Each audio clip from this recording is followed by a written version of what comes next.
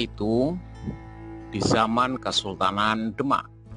Suatu ketika di Demak akan didirikan sebuah masjid yang merupakan masjid agung dan dijadikan sebagai pusat penyebaran agama Islam.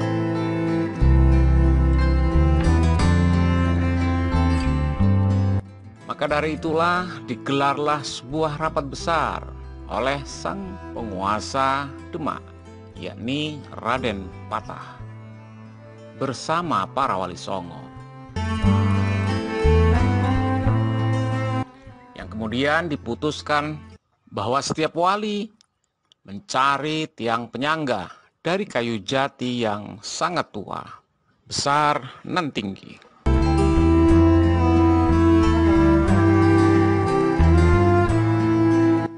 Segeralah para wali songo berangkat mencari bahan tiang penyangga sesuai dengan kesepakatan dalam musyawarah. Tak terkecuali pada waktu itu adalah Sunan Giri, yang kemudian beliau berangkat untuk mencari kayu jati di daerah selatan. Perjalanan memakan waktu cukup panjang. Berhari-hari Sunan Giri masuk ke luar hutan. Akan tetapi tidaklah menemukan kayu jati sesuai dengan yang diinginkan.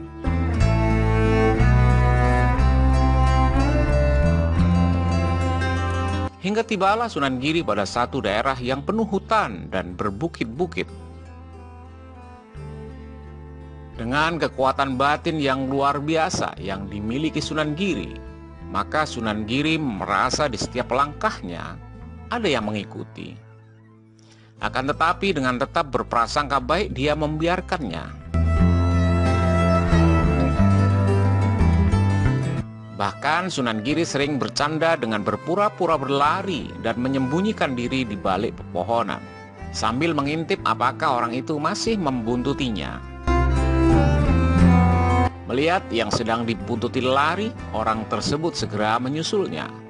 Begitu juga dengan Sunan Giri yang kala itu sedang bersembunyi. Orang tersebut berusaha mencari hingga menemukannya. Namun anehnya, ketika Sunan Giri berusaha untuk menatap wajahnya, orang tersebut cepat-cepat menyembunyikan jati dirinya. Hingga tibalah Sunan Giri pada sebuah bukit kecil yang di bawahnya mengalir Sungai Bengawan Solo.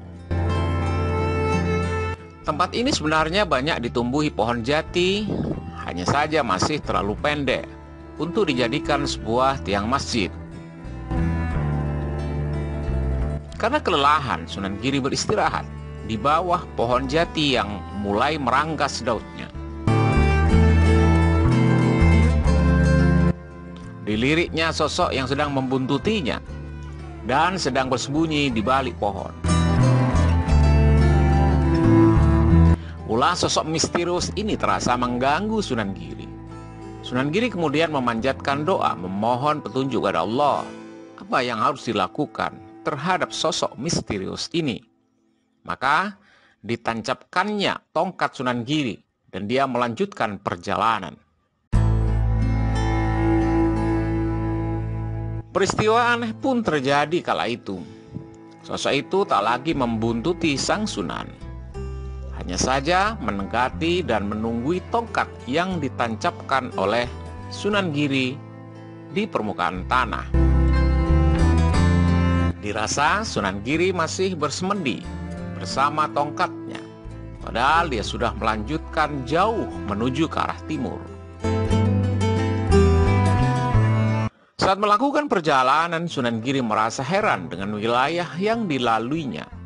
Sejauh mata memandang hanya menemui hutan lebat dan gunung-gunung.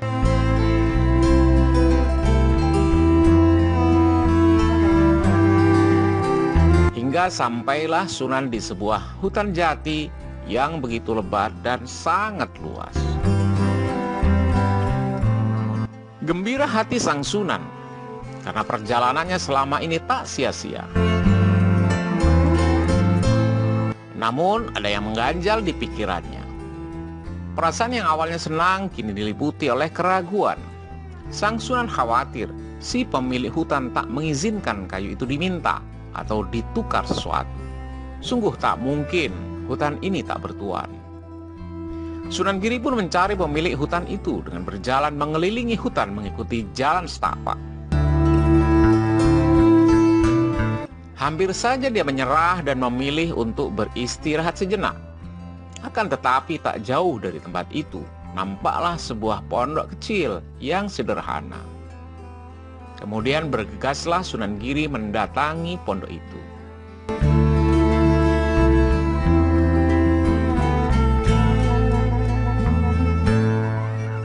Assalamualaikum warahmatullahi wabarakatuh. Mencari siapa Kisana? Maafkan jika kedatangan saya mengganggu. Sebelumnya bolehlah saya bertanya, apakah Kisana tersesat? Oh tidak, saya hanya ingin bertanya, siapakah pemilik hutan ini? Oh, baik, silakan masuk. Silakan duduk. Maaf, kursinya reot. Sayalah yang seharusnya meminta maaf karena telah mengusik ketenangan Kisana. Sebelum saya menjawab, tentu tidak ada salahnya jika saya bertanya, siapa Kisana dan dari mana asalnya? Serta apa tujuannya sehingga Kisana sampai di hutan ini? Beri maaf jika kedatangan saya di tempat ini dianggap lancang. Saya adalah Giri. Saya abdi dalam dari Sultan Demak Bintoro, Raden Patah. Belum selesai perkataan Sunan Giri, laki-laki itu turun dari kursinya dan bertindak akan menghancurkan sembah. Namun segera sang Sunan mencegahnya. Kita ini sama-sama hamba Allah, Kisana. Tak ada yang berarti di hadapannya kecuali iman dan amal kita. Perkenalkan, hamba Ki Donosari, pemilik hutan ini. Apapun keperluan Kanjeng Sunan, hamba persilahkan, termasuk mengambil pohon yang diperlukan.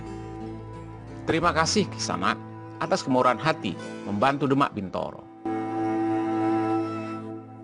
Tak ada yang dapat saya lakukan kecuali hanya memberikan ucapan terima kasih.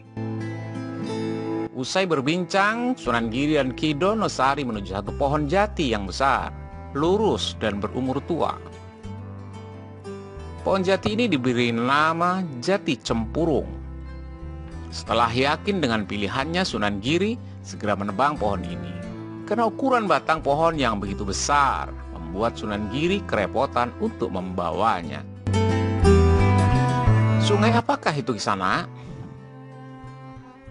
Sejenak Sunan Giri melihat sebuah sungai.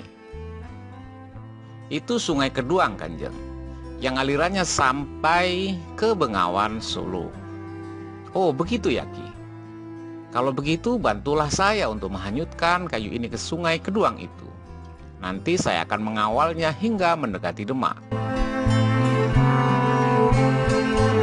Kemudian Ki Donosari memerintahkan seorang pesinden untuk naik batang Jati Cempurung sambil melantunkan tembang Macapat. Meskipun aneh, tetapi Jati Cempurung terasa lebih ringan ketika dibawa menuju Sungai Keduang. Singkat cerita, akhirnya sampailah mereka membawa pohon itu di pinggiran sungai. Sunan Giri menyampaikan rasa terima kasih kepada Ki Donosari atas kemurahan hati, memberi Jati Cempurung dan membantu membawanya. Sepanjang perjalanan, yang saya lihat tidak lain hanyalah hutan-hutan dan gunung-gunung. Sebab itulah, saksikanlah, wahai Ki Donosari, daerah ini kuberi nama Wonogiri. Kelak daerah ini akan ramai dan dihuni orang. Wono berarti hutan dan Giri berarti gunung. Baiklah Kanjeng Sunan, saya akan menjadi saksi bahwa daerah ini diberi nama Wonogiri. Sunan Giri juga sempat menamakan hutan itu Donoloyo. Begitu juga Ki Donosari berganti nama menjadi Ki Ageng Donoloyo. Kemudian Sunan Giri mengawal kayu jati yang hanyut di sungai hingga sampai ke Bengawan Solo. Dan setibanya Sunan Giri di bukit tepat dahulu menancapkan tongkatnya. Kemudian dia berencana mengambil kembali tongkat itu. Namun dia keheranan karena melihat orang yang dulu membututinya masihlah menunggui tongkatnya.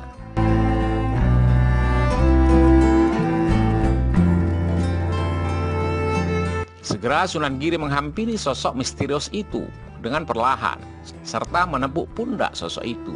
Maka terkejutlah dia, karena orang yang diawasi tiba-tiba berada di belakangnya hingga tak mampu berkata-kata. Maafkan saya Kisanak karena membuatmu terkejut. Sebenarnya, aku tahu Kisanak itu membuntutiku selama perjalanan beberapa waktu yang lalu. Maafkan hamba tuanku, siapakah Kisanak dan punya maksud apa? Hamba Wasingo dan tak punya maksud apa-apa. Hamba hanya menuruti kata hati untuk mengikuti Kanjeng Sunan. Akan tetapi hamba takut mendekat. Baiklah Wasingo, sebagai tanda perkenalan terimalah tongkat ini, yang telah kau tunggu untuk beberapa waktu, dan jadikanlah saksi. Aku akan memberi nama tempat ini sebagai Gunung Giri. Setelah berpamitan, Sunan Giri melanjutkan perjalanan ke Demak Bintoro.